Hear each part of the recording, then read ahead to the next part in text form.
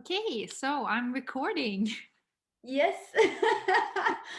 This feels this is an extremely new field for me. I usually don't do video blogs or I don't YouTube, but I think it's exciting actually to take part of your account today.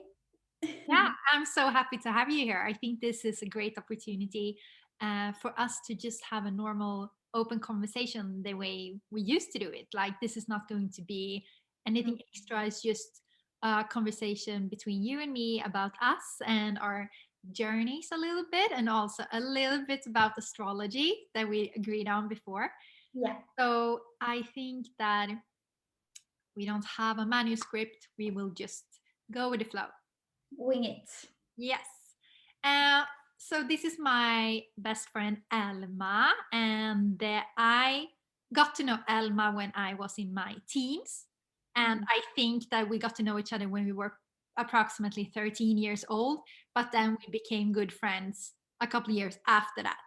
But I think that our paths they were like crossed at a later point, and it was like so natural, and we just had each other there, and nothing has ever been strange between us. It just feels like we were at different places in the beginning of our friendship, Mm. and we just connected because we had so many things in common. Yeah, that's so true. It's like what you and me usually talk about. Everything concerns like divine timing. Mm. And you have been traveling a lot. You have been living abroad. You have been living in Shanghai, in New York. I have been living in our little town, Yeah, in Borås. Borås. And when you decided to actually settle down in Gothenburg, then I tried to spread my wings. Yeah. But that doesn't mean that our friendship has like become like weaker or anything like that.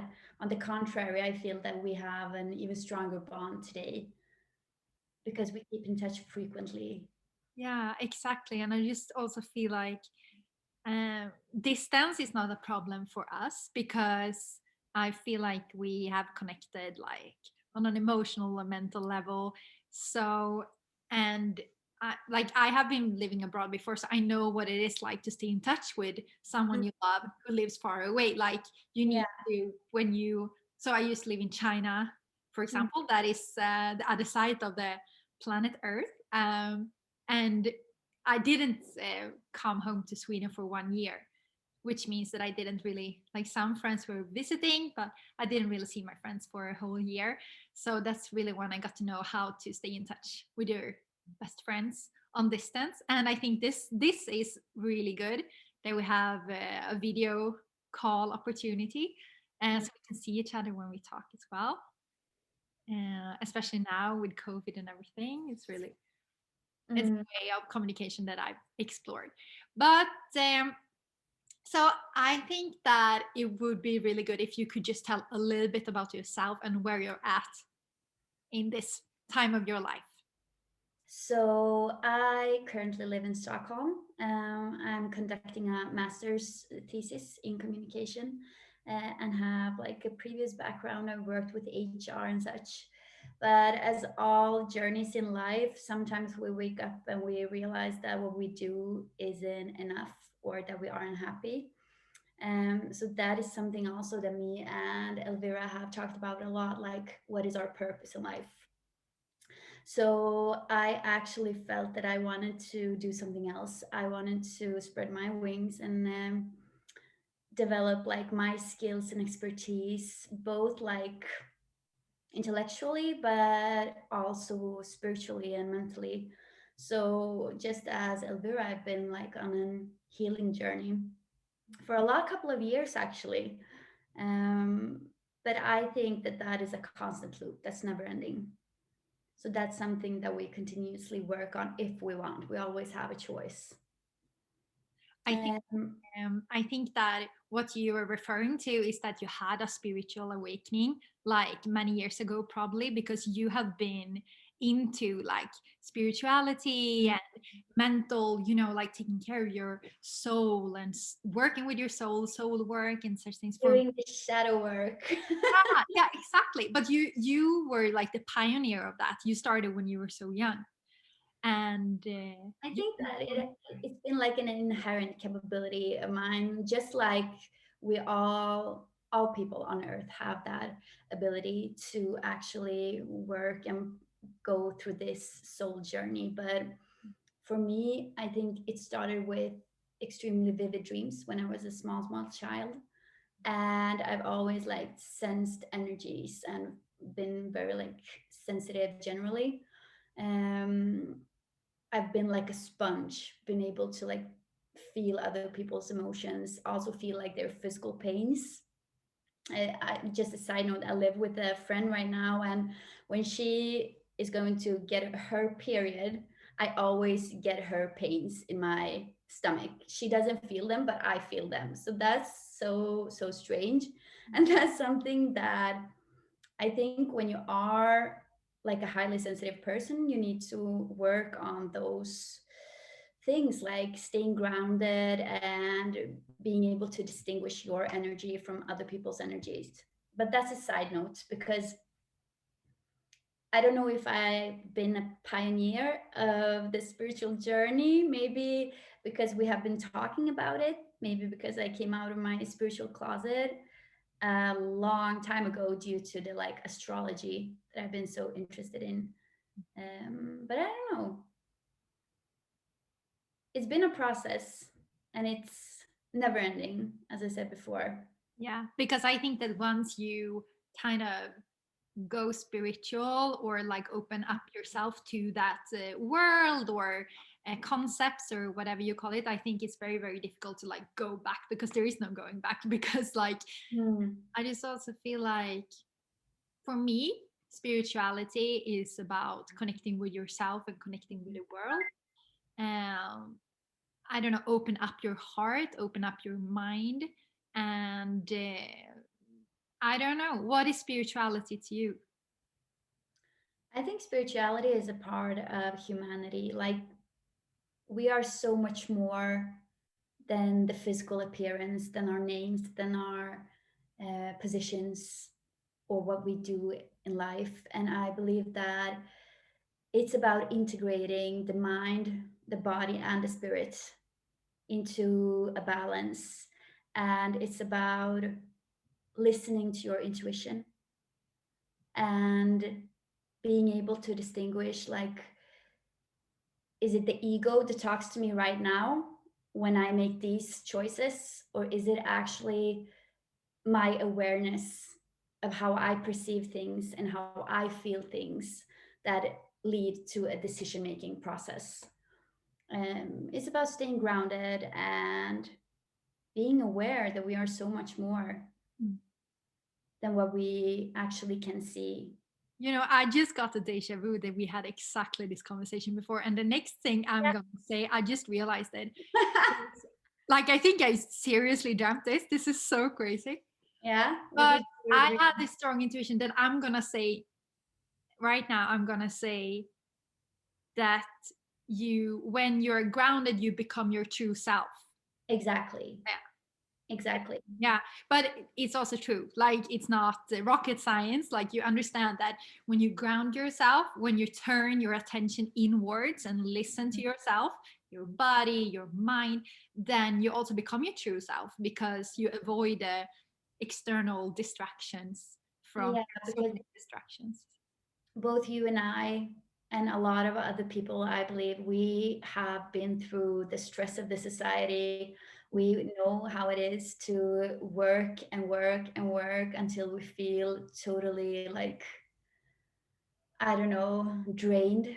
And when you continuously work at such a rapid speed, you forget to listen to yourself, you forget to listen to your needs, you only see what you must do. And the danger in that lies in, if you identify yourself with your work, Mm. then you may suffer like detrimental consequences on your health, because we need to understand that what we are is in our job, uh, and that we actually, by staying grounded, by listening to our intuition, and by actually following our intuition, we can live authentically and follow, like find our soul purposes.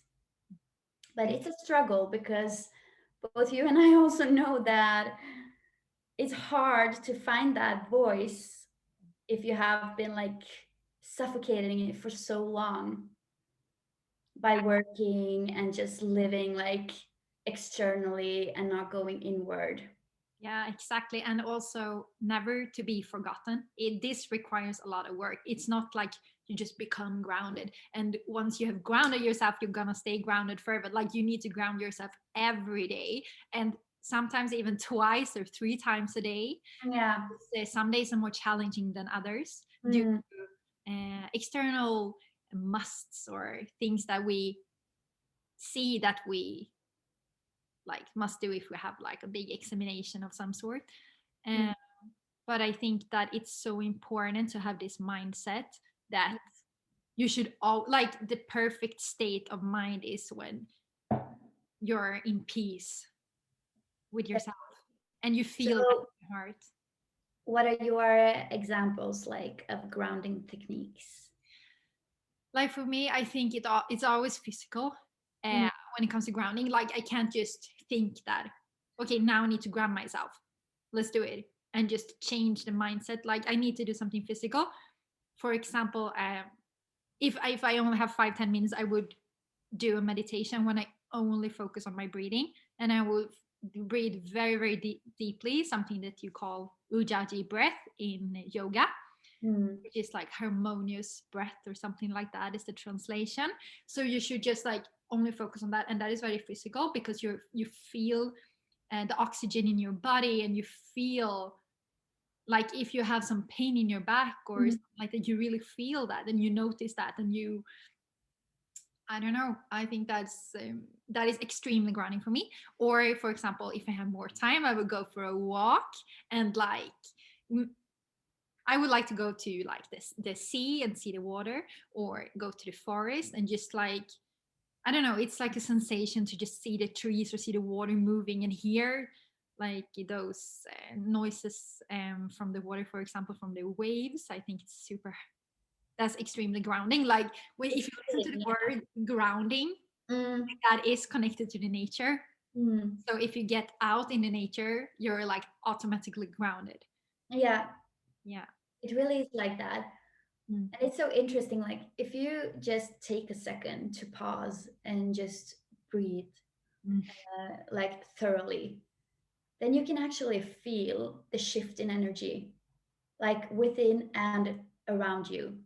So it's not difficult actually to try to integrate more awareness into your daily life. But I think that people believe that it is harder to do than it actually is. Yeah, it's like, oh, you must practice yoga 1 hour every day. You must Yeah. eat healthy food. You must stop drinking coffee, only drinking tea. Like, no, that is not the truth. That is probably like the dream scenario if you're only doing things that is like 100% good for every part of you. But Mm. in order to like be realistic, I think Mm. we need to ground ourselves with those like smaller things, and Mm. also like a cup of tea or just like hot porridge, or like something that is going to make you feel calm or Mm. relaxed or peaceful. That is so like I love essential oils, as you know. I think that is also like very you connect to yourself instantly by That's just like taking some oil and smell it. that's true. I have lavender oil, Yeah. and it calms and soothes me so well. And I actually fall asleep like instantly if I have Better a few than any drops. medication. Huh? What did you say?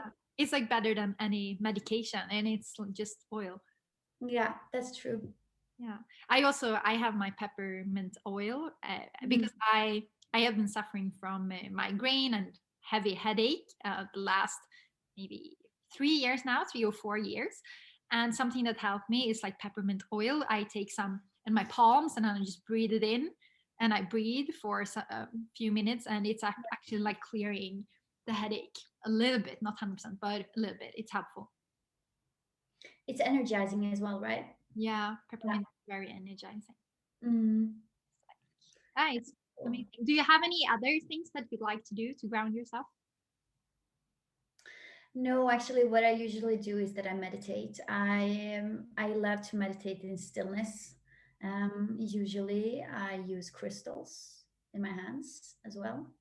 I love Kundalini yoga, Kundalini breathing, like the breath work. You The introduced me to Kundalini yoga.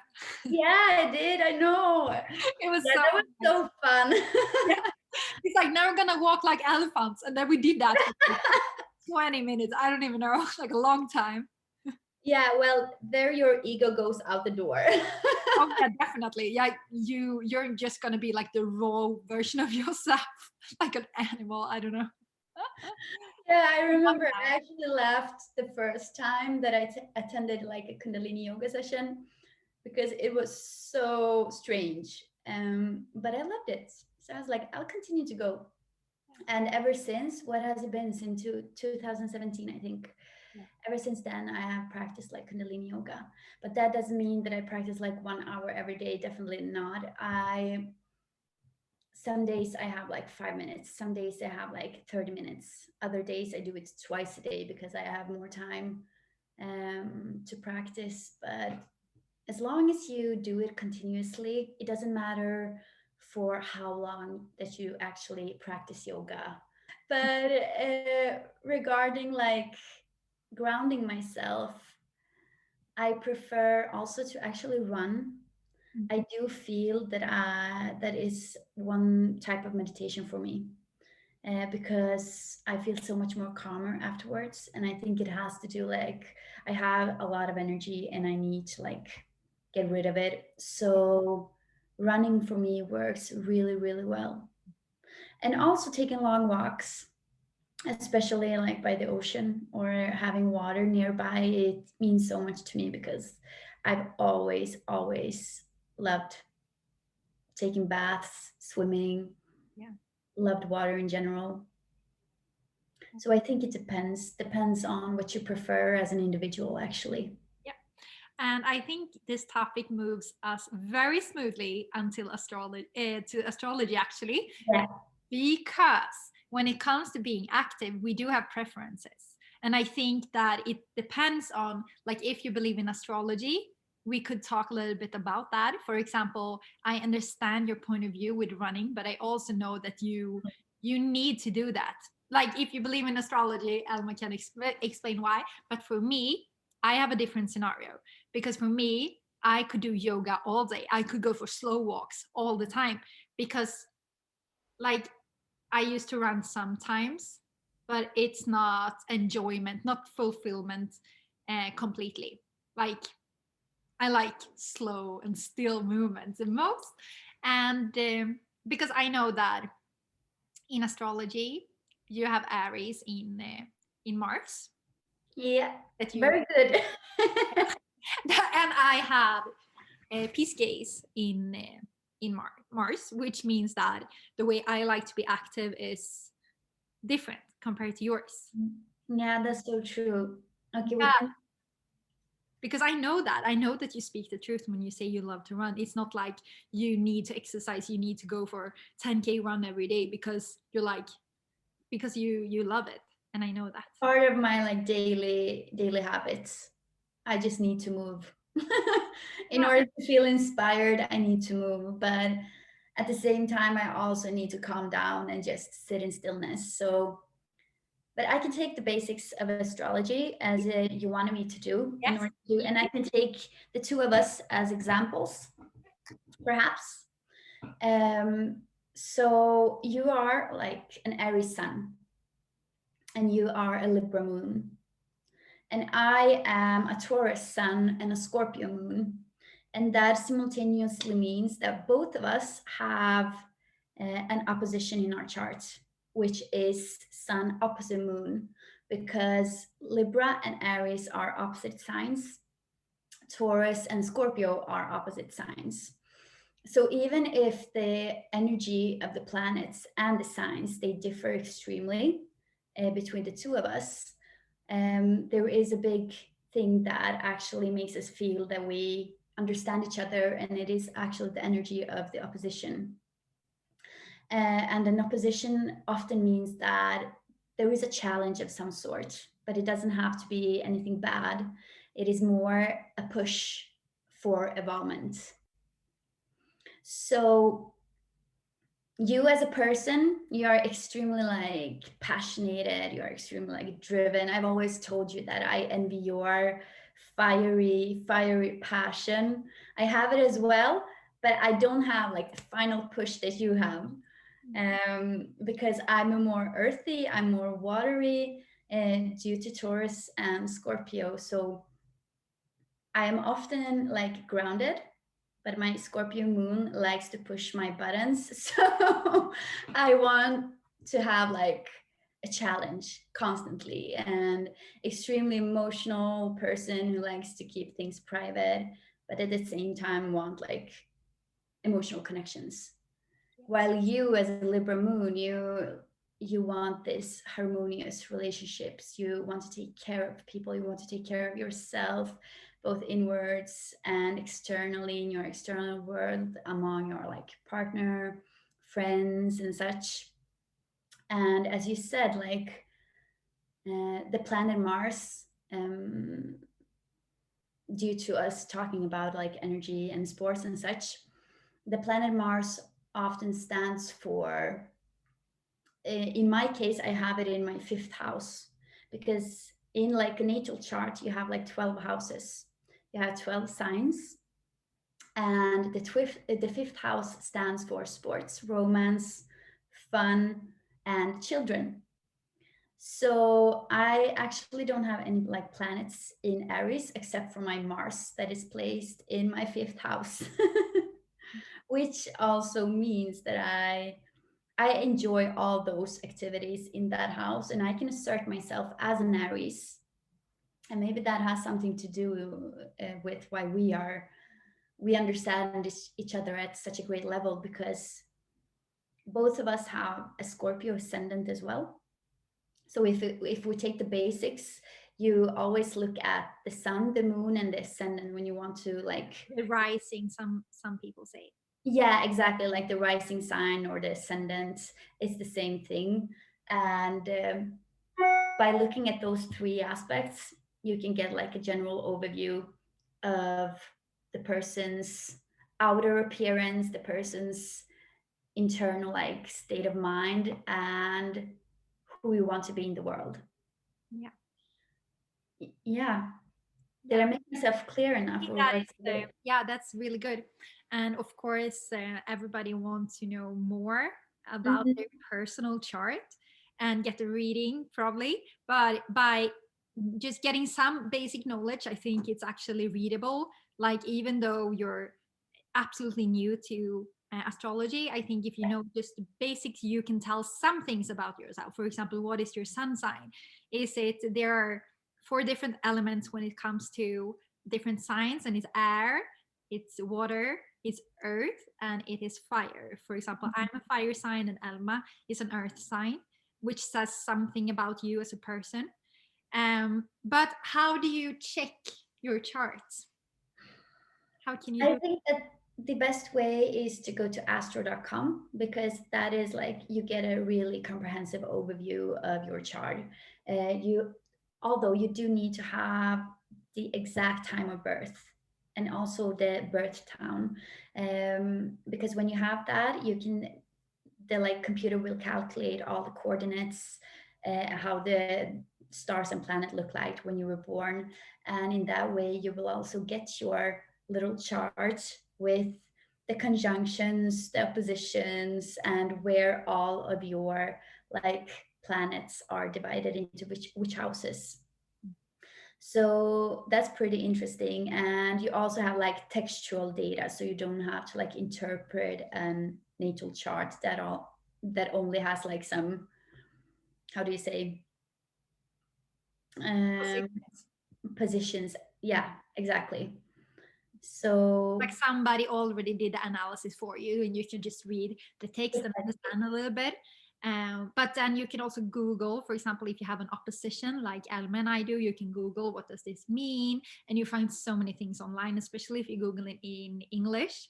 Uh, mm, I think there are so many articles, and people are super dedicated about this who are eager to tell you more. So I think that's a really good recommendation. But You were talking as well, like in your previous YouTube posts, you talked about you being like mostly water as well. yeah, Yeah. And just to add that we always have basics and we always have more layers and more layers of astrology. So we can always be more advanced. And I would say that it's infinite. Like the amount of information that is existent is infinite regarding astrology. But what to say about you is that you have two stelliums in water signs. So that makes you like very emotional as a person, and that makes you very sensitive. And as you said, maybe you're not like the typical Aries, as if you were to have like Aries dominantly in your chart. And just to define that, stelliums means that you have three or more planets placed in the same house of your chart, because that then it becomes more prominent, like the energy of that planet and the energy of that sign. that is actually something very simple to check with your chart as well. Like, what kind of signs do you have overall in the planets, and then you can see, oh, I have a majority of water. That's why I don't feel like a fire sign, for example, because I heard so many people saying that I don't feel like my sign. I do not feel like a Virgo. I do not feel like a Leo, for example. And Mm, it's probably because you have something else in your chart telling yeah. what kind of person you are. Because I know that everybody knows about astrology in the way that we speak about sun signs. For example, I'm an Aries. That's like common sense. Everybody knows. Oh, you're born in the at the end of March, or like you at the end of April. So you're a Taurus, and I'm an Aries. But there's so many other things to add as well, because when it comes to Aries, I think that the normal thing to know about an Aries is that we are kind of egoistic in a way. I don't know, like so passionate. We just want to follow our intuition and be, and like a little bit naive as well, and just Yeah. like push, push, push. But um, I think there are very few people who are just like that. But I think it's so important to actually take everything with a little bit of like humor.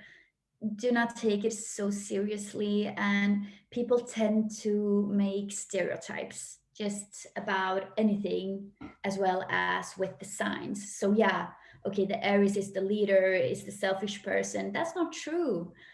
Every individual has a potential to become a selfish person. It's inherent in our nature, as well as the bull, the Taurus, being like the persistent, stubborn person who's who doesn't Probably like to Google switch on his like mind. stubborn.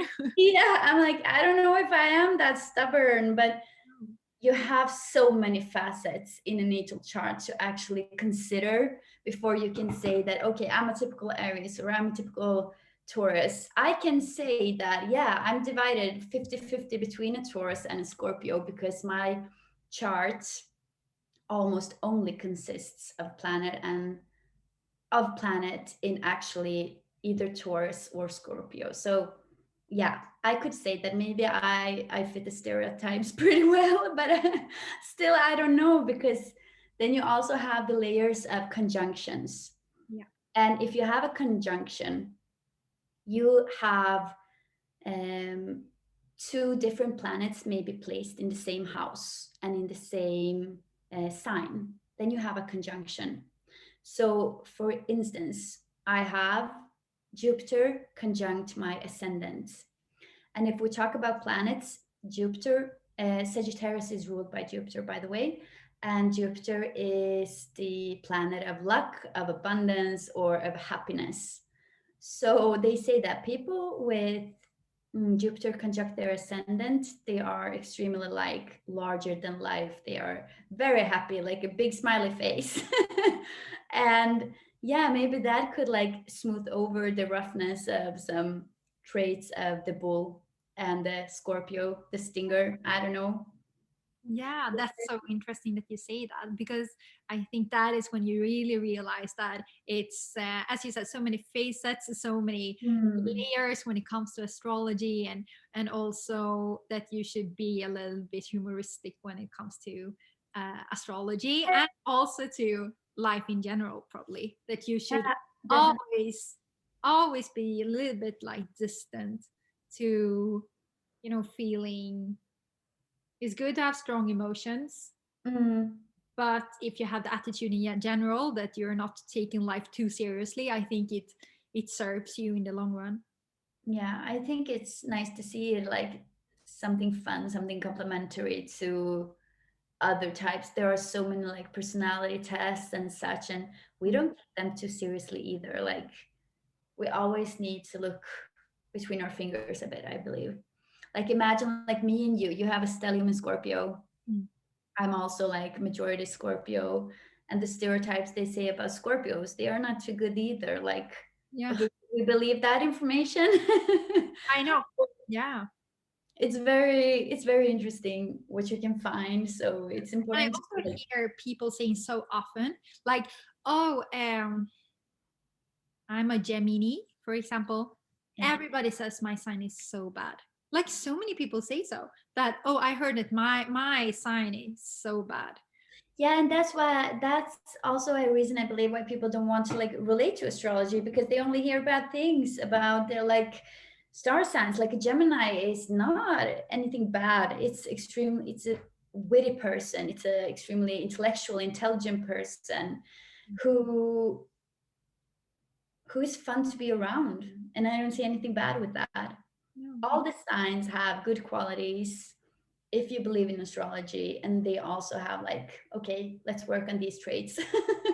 Because they always have things to work on. Yeah, it tells you what your strengths are. It's Exactly. like not, it's not the truth. It's one version of the truth. Yeah. It tells you what your strengths are, and it tells you maybe what your weaknesses are, and then you can become aware of that and have like a, you get to know yourself a little bit better, which is good, because it tells you how you would react to things. Mhm. Sometimes, for example, major events in your life, why you felt in a certain way, like sometimes it can be an explanation. Yeah, because if you just try to like have an overview of the subject, you have the natal chart as a foundation. Let's like see it as a cake. You have the natal chart as a base. Mm. Then you have something that's called like a progressive horoscope. And that horoscope, it changes with the years. So if we look at our progressive horoscopes currently, I have switched into a Gemini sun sign, Mm. right? Yeah, yeah, And my moon sign is currently in Libra. yeah. So you have that natal chart with all of your qualities that you received at birth, or that you Mm. have developed throughout the years. Mm. And then you have the progressive horoscope that actually adds even more spice Yeah. to all the qualities that you Uh, possess. because you are different persons in different stages of life, like definitely. Exactly. Like Yeah. when I was 18, 19, I wanted to do everything. I wanted to travel the world, like nothing could stop me. I could do anything. And now I just want to be at the same spot. Like I do not want to move one more time. I just want to be like right here right now, and I just want to, I don't know, be in nature. So my progressive horoscope is Taurus right now. Yeah. And I feel like, bye Yeah, bye. you're back and you're moving to Gemini. Seriously, but it explains a lot. Like if I believe in it, I think it explains my situation right now. Yeah, I I think think it's so funny. too. I think it's really interesting, because Yeah. we have also switched a little bit. I would say you used to be extremely much like that. As I said, you were a little bit more quiet and shy when you were younger. Oh And my God, I had like xenophobia. Like when I yes, attended exactly. secondary school, I started to cry in class. Like we were supposed to like have a presentation, and I was like, I'm not going to do this. Yeah. They're just staring at me. That's really scary. So I went out of the classroom, and then I decided, like, nope, that's not how it's going to be. So I attended a rhetorics class Mm. in there. and I tried to actually hold speeches and such. And with time, it went away, which was really, really, really appreciative. Yeah, but that's amazing. That's Yeah, I you were think so young as well. everything is a process, like everything in life. Yeah. But if we go back to the cake, then you have like you have the natal chart, then you have the progressive horoscope, and on top of that, you also have transits that are continuously changing in the air. So right now we are going towards like Mercury retrograde, or I think it goes into its shadow state soon enough.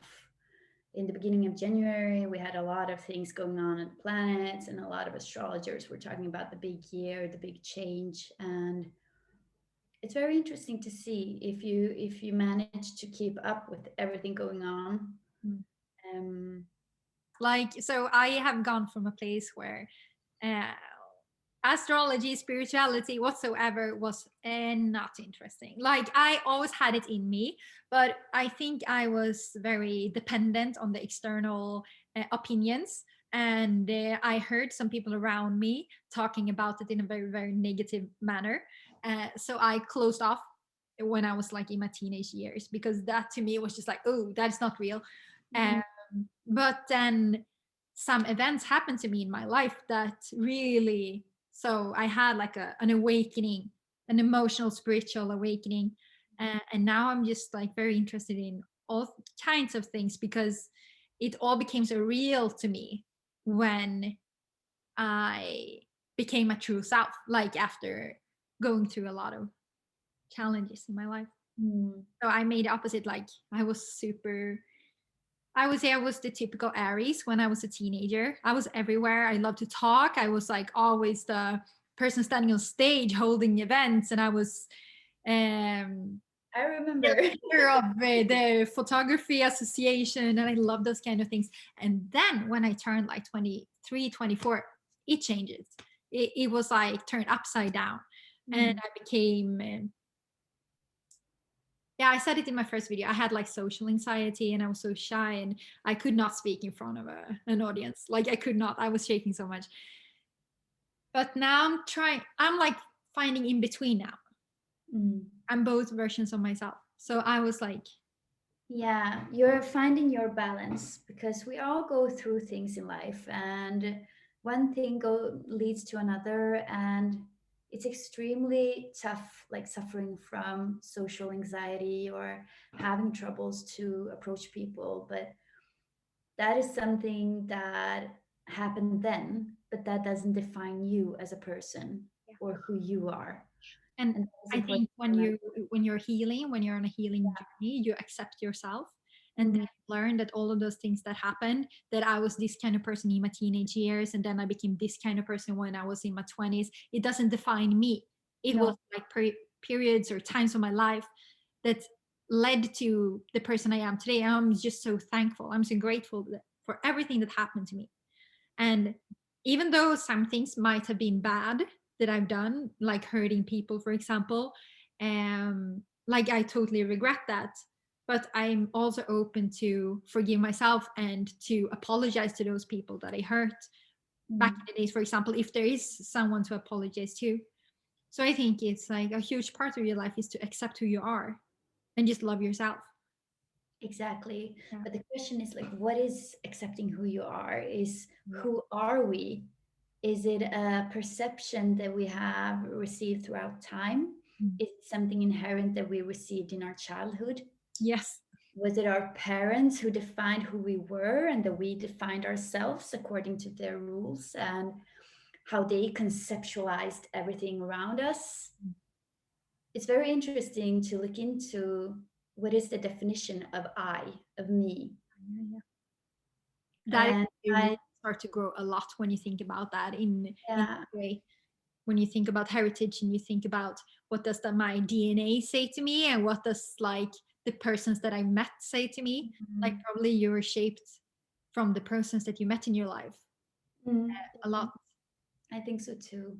especially during like the first years of your life. You are very shaped from the environment that you're in.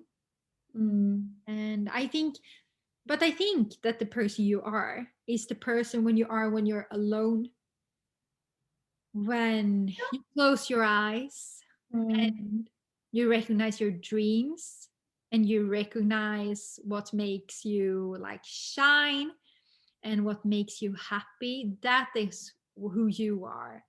And truly happy, not like happy because it makes, maybe it makes you happy because someone else is happy from what you're doing. Like that mm, is one aspect of it.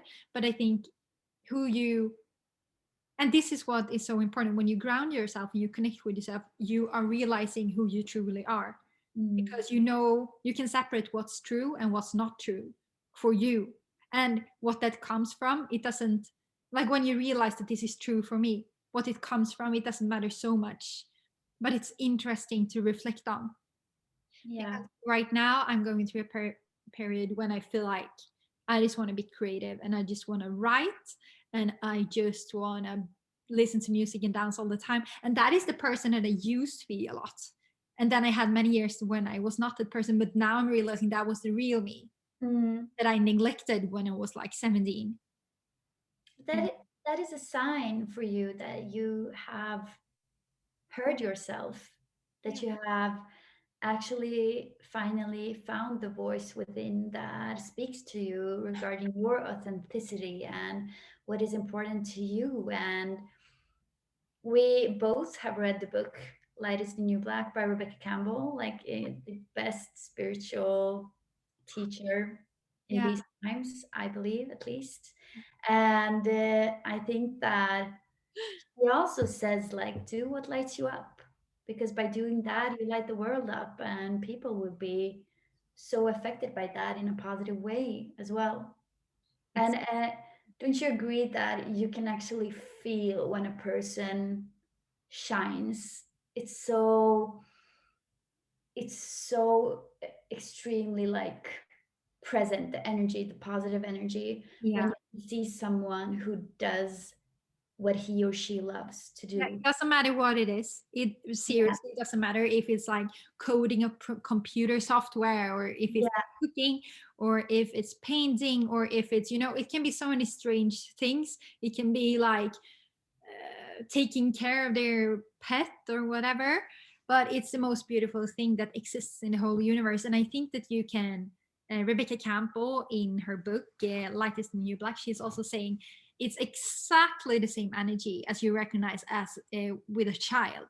For mm, example, when a child plays with his or her toys, mm, they love it, like they love their teddy and their doll or their car or their whatever it is so much, and they're just shining, and they are shining when you play with your friends, like that kind of shining yeah. when you know it's genuine, and you know that this is not forced. And they don't question it. They don't question, is this approved by other people? Is this approved by society? Okay. Partly because they are not aware. Yeah, exactly. Sometimes I think that our awareness of the norms and the rights and wrongs is a bad thing, Yeah, because it inhibits us from making decisions that are beneficial for our well-beings. Sometimes yeah, we cannot talk for everybody, because there are those people who actually do what they love despite what other people say. yeah, But I think it's so important to try to follow your own voice and do what makes you happy. And because it's a struggle, it's not easy. So it's not just to say do what makes you happy, because there are so many voices. If we don't disconnect from the external world, there are so many voices in our head daily that we are affected by. yeah, but I think that's why it's so important to ground yourself, because when you're Exactly. grounding yourself, you connect to yourself and you hear your own voice much louder. Exactly. Sometimes the voice is even screaming to you, and it says do this because you love this. And if you're just surrounded by other voices all the time, you wouldn't hear that voice. So you, I think that it's an effort that you listen to yourself, because it is something inside you all the time. It's not like it's turned off and on, it's constant. It's constantly there. Yeah. Abraham Hicks talks a lot about those stuff. Oh, really. Yeah, definitely worth seeing. And Russell Brand is actually pretty good as well at. He's witty and fun, but he talks a lot about meditation techniques and how do we perceive things in society. And yeah, there are a lot of inspirational people. Yeah, and I think it's so important to find your inspirations. Yeah, It's when you find those little quotes or thoughts or ideas about life that you feel like you grow. And whatever inspires you, do more of it. Like get inspired, because when you're inspired, life is fun and life is amazing to live. definitely. Yeah. So I think just spread the love, like within yourself and to others. Mhm. Because when you love yourself, when you shine your light, it affects everyone around you. Yeah, and I think it's a chain of reaction. Self love is the ultimate source of everything. Yeah. If you have self love, there is no questioning in what is right or what is wrong. Mm. The intuition is constantly there and instantly if a question arises. And it's about working on self love, I believe. And Yeah. the idea of love in general, like what is that? What does that mean? I think it's so important to Yeah. find that answer by doing your own search, Mm, not just accept another person's definition of it. mm, I agree. Yeah. Wow. I think we've been talking for a long time now, but I think it's been such a good conversation. And I know that we could talk forever about those kind of things. Yeah, there will be more times. We can continue our discussion. Definitely. I think this has been such a good conversation. And I think that the ideas and the thinking that I'm having right now, you're an extension to it. Because those kind of things, I think about them a lot. I write about them in my journal, and it's like a big part of my life. And when I talk to you about them, you totally understand, and you can always like add on to my thoughts because I feel like we're in the same place. Yeah, we are in some ways like telepathically linked and synced because if you write something to me like, oh, okay, I did this today, Yeah. I can respond in ways that how did you do that? Because I was thinking the same things. Yeah, And I know. it's I so think it's crazy. yeah, it's so crazy, but it's also like so amazing when it happens when I tell you something and you already you knew it. I knew it. That's cool. You were like, I was, oh, and that happened to me too. That you wrote me something, and I was like, I was 1 second away from texting you or calling you.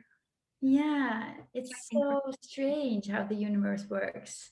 yeah, yeah, yeah. I know, but I love it. I think it's so fascinating. Me too. It really is. Yeah, Thank you so much for letting me participate. I'm glad that I could contribute. yeah. Your contribution means a lot Thank because you. you have great energy, and everybody who is watching will get energized. Wow, I hope so. Yeah. Wow. Okay, honey, thank you so much. Yeah. Thank you. It's been an amazing time. Yeah, it really has been. Okay. Puss puss.